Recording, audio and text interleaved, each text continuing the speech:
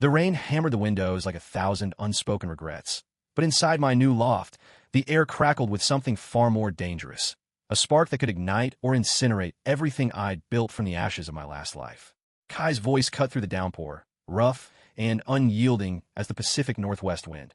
"Where do you want it?" He nodded at the leather armchair balanced effortlessly on his broad shoulders, but my finger trembled as it rose, pointing straight at my chest, my heart slamming against my ribs like it was trying to escape. In that frozen second, his green eyes locked onto mine, widening not in shock, but in the raw, hungry recognition of a man who'd been starving for the same forbidden feast. I was Elias Kane, 34 years old, architect by trade, survivor by necessity. I'd fled the sterile suburbs of Chicago after my marriage to Lena crumbled. Not because of her endless affairs with faceless suits at her law firm, but because I'd finally admitted to myself what I'd buried deeper than the blueprints of my failed dreams. I was gay, and a lie had carved hollows into my soul that no amount of overtime could fill. Portland was my reset button, a city of misty bridges and hidden cafes where reinvention felt possible, not perilous. The loft on the east bank of the Willamette was my sanctuary. Exposed brick walls begging for my sketches, a view of the river that whispered promises of flow and forgiveness. But on that gray October afternoon, as the moving truck idled curbside, sanctuary felt like a trap closing around me. Kai lowered the armchair with a grunt, setting it down amid the chaos of my life in transit. Teetering stacks of design folios, a half-empty bottle of bourbon from the drive west, and the one photo I couldn't bear to unpack yet. Me and Lena on our wedding day, her smile a ghost haunting the frame. He straightened, wiping sweat from his brow with the hem of his tank top, flashing a sliver of toned abdomen that made my throat dry. At 29, Kai looked like he'd been forged in the islands, Samoan roots evident in the intricate tattoo snaking up his forearm, a wave crashing into tribal flames, symbolizing, he later told me, the pull between calm seas and wildfires within. His company, Pacific Relocators, had been a last-minute find on a Portland Craigslist ad, but something about his profile pic, grinning amid a pile of furniture, eyes crinkling with easy charm, had hooked me before I even scheduled the job. "You serious?" he said now, his voice dropping an octave, laced with that faint island lilt that turned every word into a caress. He stepped closer, the scent of clean sweat and cedar cologne invading my space, making the loft feel smaller, hotter. Rain streaked the glass behind him, blurring the world outside into irrelevance. "As a blueprint," I replied, my voice steadier than I felt. God, what was I doing? Flirting with a straight mover on day one of my new life? But the words tumbled out anyway, fueled by the bourbon I'd sipped to steel myself for the haul. "Though if you're offering to move me instead, I might need directions first." He laughed, a deep, rumbling sound that echoed off the brick like thunder rolling in from the coast. It wasn't mocking, it was alive, pulling me in like the tide he inked on his skin. "Elias, right? From the invoice. I'm Kai. And directions? Man, I've been lost plenty. This city's got a way of rearranging you." His gaze flicked over me, appraising, not the boxes or the bare walls, but the man standing raw and exposed in the middle of it all. For the first time in years, I felt seen, not as the husband who'd checked out, or the colleague who'd buried his fire under deadlines, but as Elias, the one who'd always burned brighter for men like him. The moment shattered when his phone buzzed from his pocket, a harsh vibration that yanked him back to reality. He glanced at the screen, his easy smile faltering into something tighter, shadowed. "Boss, gotta wrap this up before the storm hits full force." He hefted another box, my kitchen crates, labeled in my neat script, Fragile Dreams, and muscled it toward the galley counter, his biceps flexing in a rhythm that was almost hypnotic. I followed, unbidden, my hands itching to help, to touch, but settling for awkward chatter instead. "So, what brings a Chicago guy to Portland? Tech boom? Or just tired of the wind?" He slid the box onto the quartz, turning to face me, arms crossed over his chest like a barrier he wasn't sure he wanted up. I leaned against the fridge, the cold metal grounding me. Divorce papers and a one-way ticket. Needed a place where the rain matches the mood. Honesty slipped out too easily. Maybe it was the isolation of the drive, 3,000 miles of podcasts on queer history I devoured like contraband, or the therapy sessions I promised myself I'd book once settled. "You? Born here, or just passing through?" Kai's eyes darkened, that tattooed arm twitching as if the waves on his skin stirred. "Born in Honolulu, raised in Tacoma after Dad's job tanked. Moving's in my blood now. People's stuff, their secrets packed in bubble wrap. Keeps me moving, away from complications." He trailed off, grabbing a water bottle from his cooler by the door, chugging it down in gulps that drew my eyes to the corded muscles of his throat. Complications. The word hung between us, heavy as the thunder rumbling outside. By the time the truck was empty, the sky had unleashed a torrent, sheets of water slamming the roof like applause for our charged silence. Kai lingered in the doorway, rain beating on his lashes as he pulled up his hood. Keys under the mat if you lock up. Invoices on the counter. And Elias. He paused, hand on the frame, water dripping from his fingertips. If you need anything, moved, or otherwise, call me. His number was scrawled on the bill in bold marker, not the printed one from the company. I nodded, pulse racing, as he vanished into the storm. Alone, I collapsed onto the armchair he'd placed so carefully, the leather still warm from his grip. My phone lit up. Lena's name, a text. Settled in? Don't fuck this up too. I deleted it, then saved Kai's number instead. That night, as lightning forked over the river, I sketched my first design in months. A loft transformed, not into a home, but a haven. Walls alive with possibility, a bed waiting for hands that knew how to hold without breaking. The next morning dawned falsely bright, the sun mocking the puddles in the street below. I woke tangled in sheets that smelled of newness and regret, my body aching not from the drive, but from the what-ifs that had haunted my dreams. Kai's laugh, his ink, the way his eyes had stripped me bare. I brewed coffee strong enough to scour the doubt, then dove into unpacking, determined to claim this space before it claimed me. By noon, the loft hummed with progress. Books shelved in chronological rebellion. Joyce beside Baldwin, blueprints mingling with queer manifestos. My phone buzzed mid-sort, an unknown number. Hey, it's Kai. Truck's free tomorrow if you need shelves hung. Or company. No charge for the latter. My fingers hovered, heart a drumbeat. Company sounds dangerous. Shelves first? His reply was instant. Danger's my middle name. 2 p.m.? He arrived precisely on time. Tool belt slung low on his hips like a promise. Flannel shirt rolled to his elbows, revealing more tattoos. A compass rose on his wrist, pointing nowhere safe. Brought lunch, he said, holding up a paper bag from a food cart down the block. Poke bowls, fresh from the islands his family had fled. We ate on the floor amid sawdust and screws, knees brushing in the tight space. Conversation flowing like the riverview. Tell me about Chicago, he prompted, spearing a piece of ahi with his fork, his free hand gesturing loosely. What did you build there? Skyscrapers that touch God. I chuckled, the sound foreign in my throat. More like strip malls and regrets. But this one project, a community center for LGBTQ youth. It was my baby until the funding dried up. Felt like building on sand. Vulnerability crept in, uninvited, but his nod was steady, encouraging. Sounds noble. My pops built boats in Honolulu, big ones for tourists, little ones for fishermen.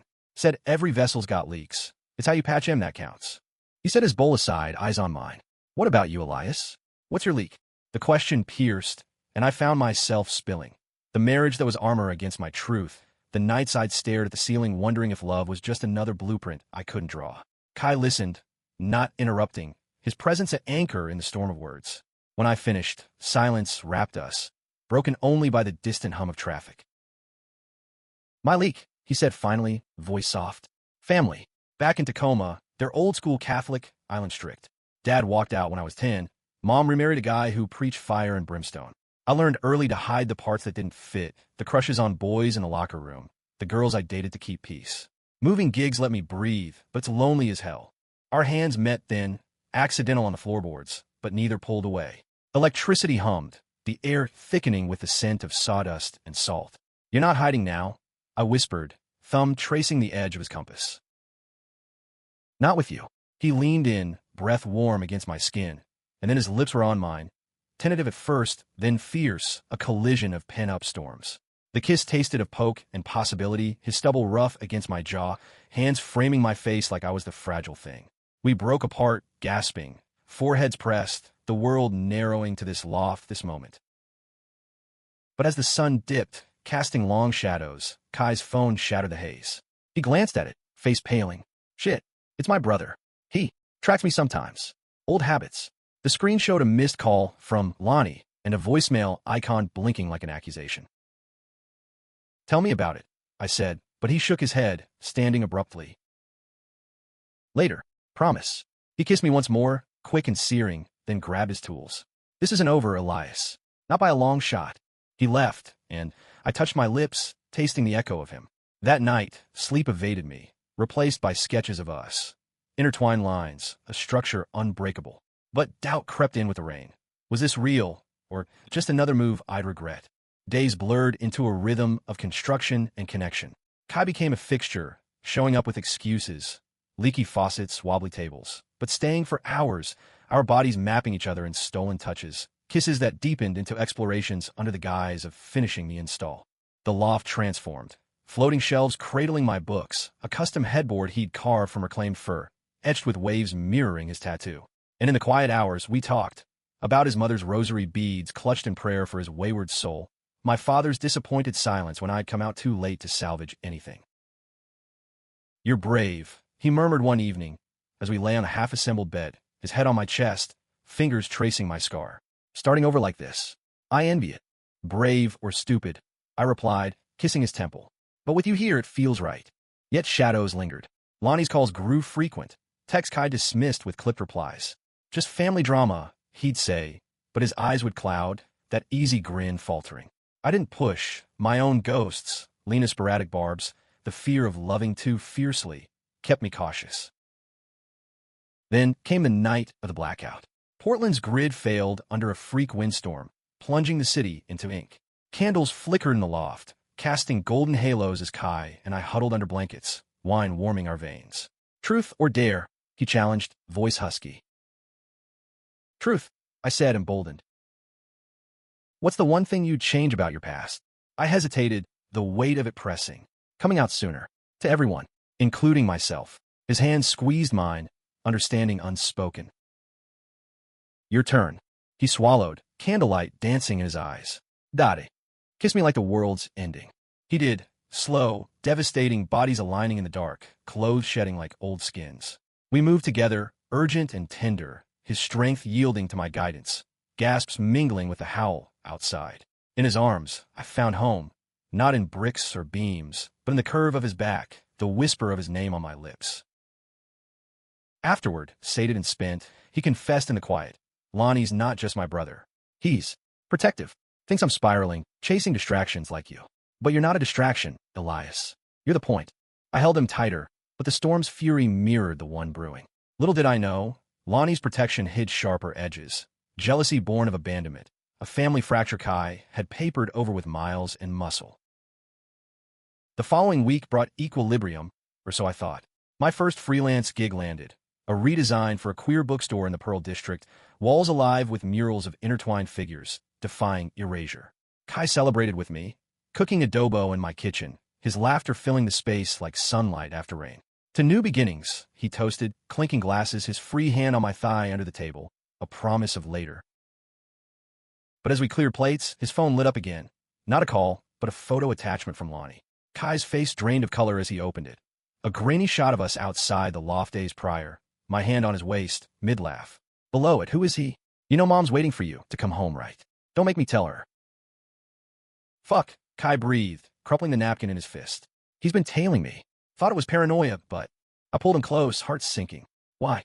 What's he got against this? Against us?" Kai paced, tattoos flexing like living warnings. "It's not you.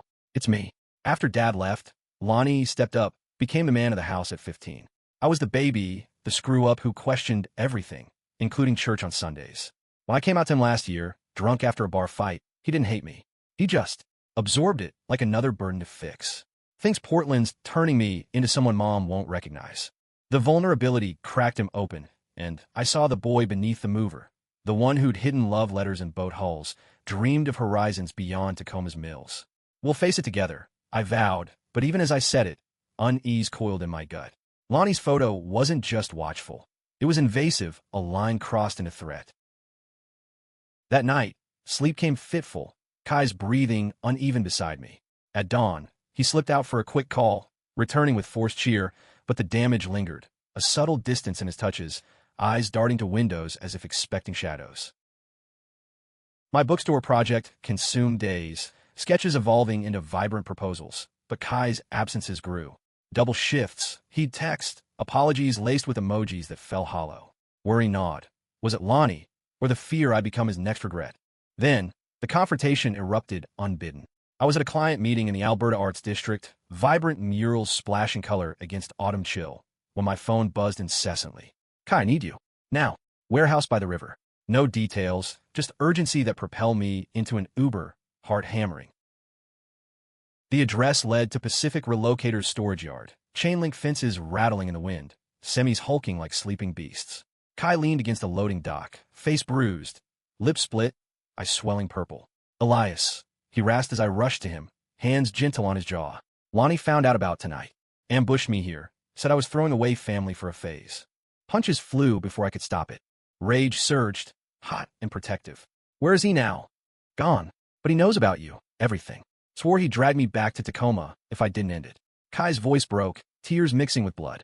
I can't lose you, but I can't lose them either. Not again. We patched him in my car, eyes from a nearby bodega, numbing the pain, my whispers a litany of reassurance. Love isn't a phase, Kai. It's the foundation. We'll build on it, stronger than any storm. Back at the loft, I tended him with arnica and affection, our bodies reconnecting in slow, healing intimacy. But as he slept, exhaustion claiming him, I scrolled Lonnie's sparse socials, posts of family barbecues, mom's proud smiles, Kai cropped out like an error. The jealousy there was palpable, a brother's love twisted into control. The next days tested us. Lonnie's texts escalated. Come home, bro, before you break her heart for good. He meant mom, but the barb struck true. Kai withdrew, taking extra jobs, our nights fractured by silences heavier than the furniture we'd moved. I threw myself into work, the bookstore deadline looming, a sanctuary for stories like ours, shelves groaning with tales of triumph over taboo. Yet doubt festered. Was I the villain in his family script, the outsider dismantling their fragile peace? Climax brewed on a crisp November eve, Portland's holiday lights twinkling prematurely against the dusk. Kai invited me to a neutral ground dinner at a waterfront bistro, but his tension vibrated like a taut cable. Midway, through salmon and stories, Lonnie appeared, tall, wiry, eyes mirrors of Kai's, but hardened by resentment. Elias, right? He slid into our booth, uninvited, voice oily smooth. Heard a lot. Not all good. Kai Stiepken decide me, forklettering. Lonnie, not here. But it is here, little brother. Everywhere you drag this. Confusion. His gaze raked me, dismissive. Mom's sick, Kai. Worries eating her. You think jetting off with your boy toy helps? The words landed like blows, but I held steady, voice even. It's not confusion. It's clarity. And love doesn't drag, it lifts. Lonnie sneered, leaning in. Lifts? You're the weight, pretty boy. He was fine before you. The bistro hushed, patrons glancing our way. Kai's hand found mine under the table, squeezing. A lifeline. Enough, Lonnie. Elias isn't the problem. You are clinging like I'm still that kid you had saved. I'm not broken, and neither is this. Fury flashed in Lonnie's eyes, chair scraping as he rose. You'll regret this. Both of you. He stormed out, leaving a chill in his wake. Kai exhaled shakily, turning to me. I'm sorry. God, I'm so sorry. Don't be. I cupped his face, thumbs brushing tears he hadn't shed. That was brave. Real. We left the bistro entwined, walking the river path under strong lights, confessions pouring like the earlier rain. I choose you, Kai said, stopping to pull me close, forehead to mine. Every time. Family's blood, but this is life. Our kiss sealed it, deep and defiant, the city blurring into backdrop. But Lonnie's threat echoed, a shadow we couldn't outrun. Retribution came swift and savage. 2 nights later, as Kai crashed at the loft post shift, a crash shattered the pre-dawn quiet, glass exploding in the living room. I bolted upright, heart seizing, Kai already at my side, protective arm barring me back. Stay here. No way. We crept forward, shards crunching underfoot. The window gaped, jagged teeth framing the dark, and scrawled on the wall in red spray paint. Freaks burn. Adrenaline surged, phone snatched, mind dialing 911, Kai's scanning the street below. Sirens wailed distant, but the damage etched deep. Violation, not just of space but soul. Police arrived, questions blurring. Motive? Suspects? Lonnie's name unspoken but heavy. In the aftermath, as forensics dusted for prints, Kai paced, fury etching lines on his face. It was him. Has to be. That photo, the threats. We'll prove it. But inside, fear coiled. Not for me, the solitary architect, but for Kai, torn between brother and beloved. The investigation dragged. Portland PD stretched thin, but evidence mounted. A paint can matching Lonnie's truck discarded in an alley. Confrontation loomed. Kai demanded it, driving us to Tacoma under steel gray skies, the interstate a ribbon of resolve. Their childhood home squatted in a working-class neighborhood, chain link frayed, Madonna statue in the yard weeping concrete tears. Mom answered the door, frail in her housecoat, eyes lighting at Kai before dimming at the tension. Boys, what's wrong? Lonnie slouched in the kitchen, coffee mug gripped white-knuckled, but his bravado cracked under Kai's glare. You crossed the line, bro. That loft, Elias's place. The window, the word. Denial flickered, then crumbled. I just wanted you home. To fix this mess you're in. Mess? Kai's voice rose raw. Love isn't a mess, Lonnie. It's the only thing that saved me from becoming you, bitter, controlling, alone. Mom gasped, hand to her chest, but her eyes held understanding, softened by years of quiet grief. Lonnie, is this true? The breaking. He deflated, shoulders slumping. I thought, if I scared him off, you'd come back. For us. The room hung heavy, truths laid bare like exposed beams. I stayed silent, hand in Kai's, a steady presence. Mom stepped forward, touching Lonnie's arm. We've all broken things, son, but family mends, even when it hurts. Tears flowed then. Lonnie's first. A damn breach. Apologies tumbling for the punches, the paint, the possessiveness born of loss. Kai embraced him, brothers reclaiming ground, and in that circle, Mom's gaze met mine, grateful, forgiving.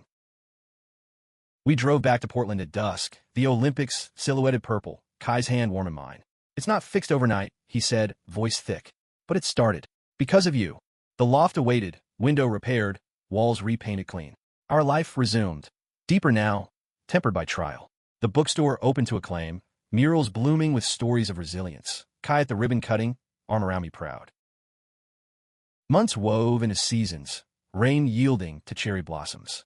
We built more than a home, a partnership, unyielding as the bridges spanning our river. Kai's tattoos gained a new one, a key, unlocking his wrist, symbol of doors flung wide. And in quiet nights, as we traced each other's scars, I knew the truth. Love doesn't just move you.